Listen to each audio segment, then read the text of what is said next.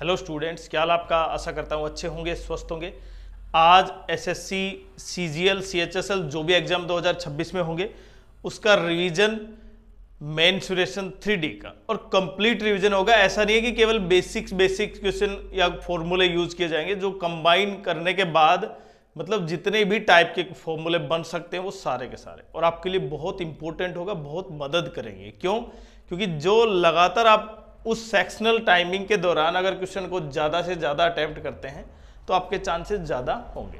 तो सबसे पहले देखते हैं, देखिए यहाँ क्यूब का सरफेस एरिया क्या होगा, और surface area, curved surface area, total surface area, उसकी वॉल्यूम और उसका डायगोनल। तो देखिए सबसे पहले जैसे ही सरफेस एरिया था, क्यूब क्या होता है, एक स्क्वायर होता है, मतलब इसमें 6 क्या है, स्क्वायर है। तो एक स्क्वायर का एरिया क्या होता है भाई, साइड स्क्वायर। अगर मेरे पास टोटल है तो टोटल 6 है, तो टोटल सरफेस एरिया की बात आती है 6 इंटू साइड स्क्वायर हो जाएगा। अगर कर्ड सरफेस एरिया की बात है, मतलब ऊपर और नीचे का हटा दें तो हमारे पास 4 दीवारें बचेंगी, उसका होगा 4 इंटू साइड स्क्वायर। तो आपने कुछ एक्स्ट्रा याद नहीं किया। वॉल्यूम जो साइड है ना, इसकी ए है, उसका क्यूब होगा, तो साइड की क्या होगी भाई, क्यूब। ये तो होगा इसकी वॉल्यूम। अब इसका डायगोनल कैसे निकालेंगे, तो डायगोनल में देखें सबसे पहले ये जो डायगोनल होगा एक एंड से दूसरे एंड तक, उसकी वैल्यू एक्चुअल में कैसे निकाली जाएगी। देखो ये डिस्टेंस निकालना है मुझे यहां से वहां तक, तो आपको पता होना चाहिए मतलब इसका बेस कितना है। तो अगर मैं डायरेक्टली इसका आंसर लिखूं, देखिए इसमें और क्यूबॉइड के डायगोनल में थोड़ा सा डिफरेंस है। पहले दोनों का डिफरेंस देखते हैं। अगर यहां पर क्यूबॉइड पूछा जाता है तो क्यूबॉइड का जो total surface area, curved surface area होगा, क्यूबॉइड में देखो क्या होगी, लेंथ, ब्रेथ और उसकी हाइट होगी। ये ब्रेथ है और ये हाइट।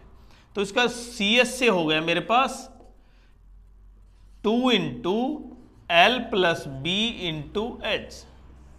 और ये बेसिक्स है, बच्चों को याद है, लेकिन फिर भी एक बार रिवीजन करना बहुत जरूरी। अगर मैंने इसको बीचों बीच से काट देते हैं, मानो मैंने ये क्यूबॉइड था और को बीचों बीच से काट दिया, तब इसका सरफेस एरिया निकालना तो वो बड़ा महत्वपूर्ण है। परपेंडिकुलरली काटा, किसके, लेंथ के, या ब्रेथ के परपेंडिकुलर काटना, वो अलग अलग डिफाइन करेगा। ठीक है, तो यहां पर ये पहले कर्ड सरफेस एरिया, उसके बाद टोटल सरफेस एरिया क्या हो जाएगा, 2 into L B plus B H plus H L. Total length, एक का एरिया, 2 का एरिया और 3 का एरिया, फिर 3 क्या है, डबल है, तो इसलिए क्या हो गया, ये सबको 2 से मल्टीप्लाई कर दिया। वॉल्यूम क्या होगी, length into breadth into height. हालांकि वॉल्यूम ऑफ क्यूब भी क्या होती है, length into breadth into height होती है, लेकिन यहां पर लेंथ सेम होती है, इसलिए इसका वॉल्यूम का फॉर्मूला भी साइड क्यूब लिख सकते हैं। यहां पर हो गई डिफरेंट। फिर इसका डायगोनल क्या होगा, इसका डायगोनल होगा under root L square plus B square plus H square. अब क्वेश्चन क्या आप बेसिक पूछे जाएंगे, नहीं। क्वेश्चन आपसे कैसे पूछा जाएगा कि ये क्यूबॉइड था, अगर मैंने इसको बीचों बीच से काट दिया, जिसकी लेंथ, ब्रेथ और हाइट थी भाई इसकी कुछ भी, और मैंने इसको परपेंडिकुलरली बाइसेक्ट कर दिया लेंथ को, तो मेरे पास जो 2 क्यूबॉइड बने उनका सरफेस एरिया का रेशियो निकालना है, या उनकी वॉल्यूम का रेशियो निकालना है, या उनकी वॉल्यूम निकालनी है। तो किस तरह से आप सोल्व करेंगे, देखिए ये भी इंपॉर्टेंट है।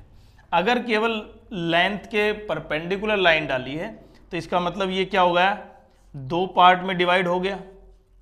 अब इसका सरफेस एरिया क्या हो जाएगा, चेंज हो जाएगा।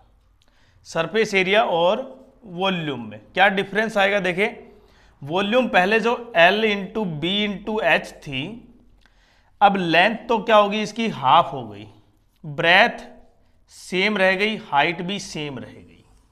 तो आपका जो सरफेस एरिया था ना, जो वॉल्यूम था, वो हाफ हो गया।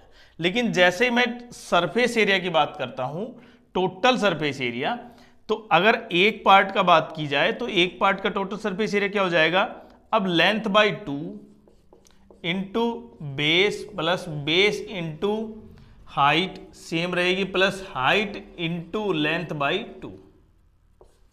ये जो सरफेस एरिया आएगा वो टोटल सरफेस एरिया हो जाएगा अगर मैंने उसको बाइसेक्ट किया।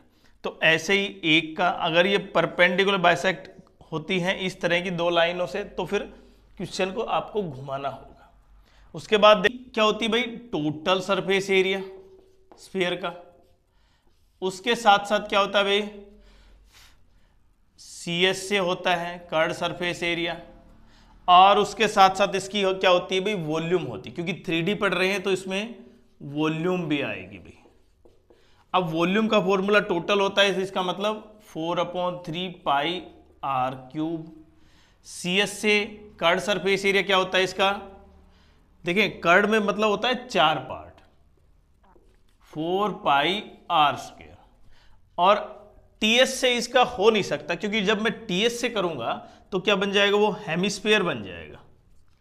तो इसीलिए जब सरफेस एरिया की बात आती है तो 4 पाई r स्क्वायर, और वॉल्यूम की बात आती है तो 4/3 पाई r स्क्वायर। लेकिन जैसे क्वेश्चन क्या आएगा, अगर उसकी रेडियस में परसेंटेज इंक्रीज या डिक्रीज हो जाता है परसेंटेज में, तो उसके वॉल्यूम में सरफेस एरिया में चेंज क्या आएगा, यही क्वेश्चन आ सकते हैं। तो यहां पर अगर रेडियस में 10%, 20%, 60% या 2 गुना या 5 गुना या 6 गुना कर दिया जाए तो कितना परसेंट एरिया इंक्रीज होगा, वो यहां से समझ सकते हैं। देखिए पहले गुना में समझते हैं, मतलब टाइम्स में। अगर रेडियस 2 गुना हो जाती है तो r 1 थी तो उसका मतलब r 2r हो गई। 2r का स्क्वायर कितना होगा भाई, 4r स्क्वायर। मतलब पहले था 4 पाई r स्क्वायर, अब कितना हो गया 16 पाई r स्क्वायर, क्योंकि r की जगह क्या जाएगा 2r का स्क्वायर। क्लियर। तो ये कितने ज्यादा बढ़े भाई, 4 गुना बढ़ गया एरिया। मतलब जितना आपने यहां पर रेडियस को मल्टीप्लाई, रेडियस जितना दे रखा था उसका स्क्वायर करना है। अगर यहां पर 5 है तो क्लियरली 25, जैसे 4 पाई r स्क्वायर 5 गुना बढ़ा तो 5 r स्क्वायर 4 पाई, तो ये कितना हो जाएगा 25 चौक 100 पाई r स्क्वायर। मतलब कितना गुना बढ़ गया, 25 गुना। तो जितने टाइम्स दे रखा है उसका स्क्वायर, मतलब उसका सरफेस एरिया बढ़ गया। क्लियर।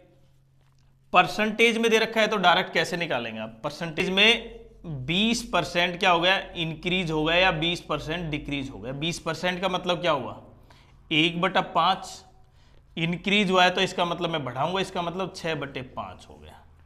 अब इसका सरफेस एरिया निकालेंगे, 4 पाई r स्क्वायर इंटू 4 पाई r कितना हो जाएगा 36/25 r स्क्वायर। तो यहां पर आप डायरेक्टली देख सकते हैं 4 पाई ये 25 और ये 36, मतलब क्या हुआ 20% इंक्रीज होगा तो वैल्यू बढ़ेगी। तो ये कितना बढ़ गया, 25 और 36 का अंतर कितना हो गया 11 r स्क्वायर हो गया। ये क्या आ गया, डिफरेंस आ गया मल्टीप्लाई 100, और फर्स्ट वैल्यू क्या 4 पाई r स्क्वायर। 4 पाई r स्क्वायर कैंसिल हो गया तो यहाँ पर बच गया r स्क्वायर से r स्क्वायर कैंसिल, तो ये परसेंटेज इंक्रीज हो गया। तो इस तरह आप बिल्कुल आसानी से निकाल सकते हैं। ऐसे ही वॉल्यूम में अगर 2 गुना हो जाती है रेडियस तो वॉल्यूम कितनी गुना हो जाएगी, देखें 4/3 पाई r, 2 गुना का मतलब 8 गुना। तो आपको डायरेक्टली क्या करना है, गुना कितनी हुई वो 8 गुना, और परसेंटेज इंक्रीज कितना हुआ 7/8। मतलब अगर आपको परसेंटेज निकालना, देखिए 2 डिफरेंस वैल्यू हैं। अगर टाइम्स दे रखा है और आपको वॉल्यूम चेंज करनी है, कितना परसेंटेज इंक्रीज हुआ या कितने गुना हुआ, तो देखें आपको अगर पहले ये था और 2 गुना बढ़ी तो 4/3 पाई 8 हो गया, तो इसका मतलब कितना गुना बढ़ गया, 8 गुना बढ़ गया। और जैसे ही आपको पता चला 8 गुना, अगर परसेंटेज निकालनी है तो ऑटोमेटिकली उसका डिफरेंस कितना आया 7। तो आपको केवल यहां पर क्या करना है 7 × 100, और जो फर्स्ट वैल्यू थी 7 गुना में ये भी शामिल होंगे, पाई आर क्यूब, नीचे भी 4/3 पाई आर क्यूब से पाई आर क्यूब कैंसिल हो जाएगा, 3 कैंसिल हो जाएगा। तो आप डायरेक्टली क्या कर सकते हैं, इसको सिंप्लीफाई आप सोल्व कर सकते हैं। 4 से 25, 25 7 175% क्या हो गया, 7 गुना का मतलब क्या हुआ, 4 का डबल 8 गुना होता है, तो 175 का मतलब 25% कम है। तो ये आपको समझ में आया होगा। अब नेक्स्ट देखते हैं हेमिस्फीयर। लेकिन स्फीयर में अगर वो होलो स्फीयर है तब उसका सरफेस एरिया कैसे निकालेंगे। दो अगर परत हैं इस तरह का, तो हमें ये जो आउटर बाउंड्री है ना, इसका या तो वॉल्यूम निकालना होता है या इसका सरफेस एरिया निकालना होता है। लेकिन सरफेस एरिया तो हमेशा क्या होगा, आउटर का डिफरेंस होगा, इनर का डिफरेंस होगा। लेकिन वॉल्यूम के लिए फॉर्मूला हो सकता है, अगर ये स्मॉल रेडियस है और ये कैपिटल रेडियस है, इसको मैं स्मॉल से डिनोट कर सकता हूं, तो इसकी वॉल्यूम कितनी होगी, जो हमारे पास जो आउटर रिंग है उसकी वॉल्यूम का formula 4/3 pi capital R cube minus small R cube, ये होगा डायरेक्ट इसकी वॉल्यूम का फॉर्मूला। लेकिन अगर सरफेस एरिया पूछा है, इस तरह का कोई सरफेस एरिया जिसको पेंट करना है, पेंट का मतलब आपको जो सरफेस टच हो रहा है उसको पेंट करना है, तो आउटर का तो वही 4 पाई आर स्क्वायर कैपिटल और अंदर का 4 पाई स्मॉल आर स्क्वायर, मतलब 4 pi capital R square plus small R square, ये हो गया सरफेस एरिया। अगर वो रिंग के रूप में है, होलो सिलेंडर के रूप में है, और अगर ये वॉल्यूम किसी के बराबर दे रखी है तो आप उसको वॉल्यूम में कन्वर्ट कर सकते हैं। कंबाइंड फिगर का भी फॉर्मूला डायरेक्ट बताएंगे, पहले इनको कंप्लीट कर लेते हैं। अब आ जाता है सिलेंडर की बारी। सिलेंडर में देखें आप, दो टाइप के सिलेंडर है, एक तो होलो और एक डायरेक्ट राइट ट्रायंगल। तो यहां पर सिलेंडर का जो सरफेस एरिया होगा CS से, वो 2 पाई RH होता है। 2 पाई RH का मतलब यहां पर एक सिंपल सी चीज ये समझे आप, अगर ये एक ऐसे रिंग के रूप में होता, इसके ऊपर रस्सियां लपेटनी होती, तो वो सरफेस किसके फॉर्म में होता, सर्कल की सरफेस, और सर्कल का सरकमफ्रेंस होता है 2 पाई R।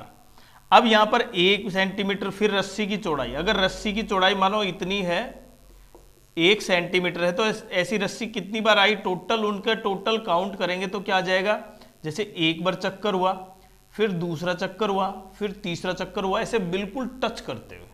तो इसका अर्थ ये होगा, एक सरफेस का क्या होगा 2 पाई R, एक सर्कल का सरकमफ्रेंस। और अगर मैं इसमें 1 सेंटीमीटर, फिर अगले के 1 सेंटीमीटर ऐसे जोड़ता जाऊं तो कितने सर्कल होंगे, जितनी इसकी मतलब टोटल हाइट होगी, तो इसका मतलब मैं उसको हाइट से मल्टीप्लाई कर सकता हूं। तो ये हो गया मेरे पास कर्ड सरफेस एरिया। और कर्ड सरफेस एरिया का मतलब ऊपर के और नीचे के सर्कल शामिल नहीं है। अगर ऊपर और नीचे के सर्कल शामिल कर दी जाए तो वो टोटल सरफेस एरिया होगा, और वो क्या होगा भाई 2 पाई R। क्यों, कितने सर्कल हैं, H प्लस का पाई R स्क्वायर, कितने सर्कल हैं भाई, 2 सर्कल हैं, तो दोनों में से 2 पाई R कॉमन आ जाएगा, तो क्या बचेगा H प्लस R, ये होगा टोटल सरफेस एरिया। और ऐसे ही वॉल्यूम का फॉर्मूला क्या होता है, पाई R स्क्वायर H, इसमें कितनी ज़्यादा क्वांटिटी तो आप डाल सकते हैं, या ये क्वांटिटी किसके बराबर हो। लेकिन अगर जैसे होलो सिलेंडर की बात आती है, तब आपको केवल ये रिंग निकालनी होगी, मतलब ये कितनी वॉल्यूम का हो सकता है, सरफेस एरिया हो सकता है। वॉल्यूम मैक्सिमम पूछा जाता है, तो वॉल्यूम क्या होगा, pi capital R square minus small R square और कॉमन इनटू H, ये डिनोट करेगा total volume of the hollow cylinder, जो अंदर का पार्ट है वो।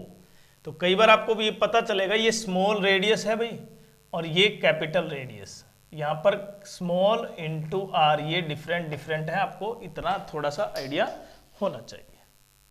नेक्स्ट, इसके बाद देखते हैं, क्योंकि होलो हेमिस्फीयर भी है और हेमिस्फीयर टोटल होलो नहीं है, कंप्लीट हेमिस्फीयर है।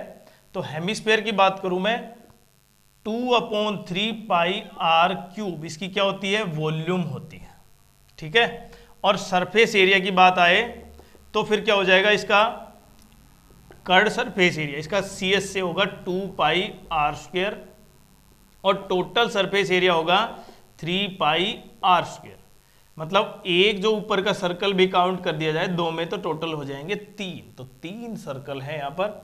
अगर मैंने इसमें कंबाइन फिगर का बताना है तो वो भी अब कंबाइन फिगर की बात करते हैं, लेकिन अगर होलो हेमिस्फीयर है तब आपकी वॉल्यूम निकालनी है, तो फॉर्मूला वही 2/3 into r cube minus r cube into pi, मतलब 2/3 pi r cube minus r cube, ये हो गया इसका वॉल्यूम। अगर कर्ड सरफेस एरिया पूछा है तो वही 2 pi r square minus r square, ये हो गया इसका surface area, curved surface area hollow hemisphere का। अब